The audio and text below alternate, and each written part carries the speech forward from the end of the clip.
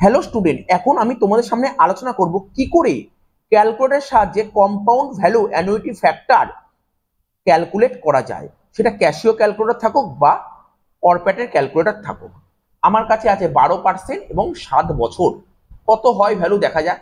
12% মানে ক্যালকুলেটর লিখবো 1.12 M plus into equal to হয়ে গেল 2 নম্বর বছর।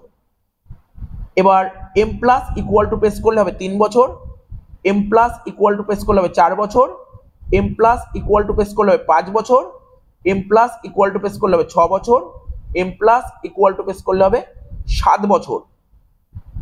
এমআরসি প্লাস 1 ইকুয়াল টু, দেখো অ্যান্সার তোমার চোখের সামনে বেরিয়ে গেল কত, 10.089। তোমরা আরো একবার করে দেখো, দেখবে এটাই বেরোবে।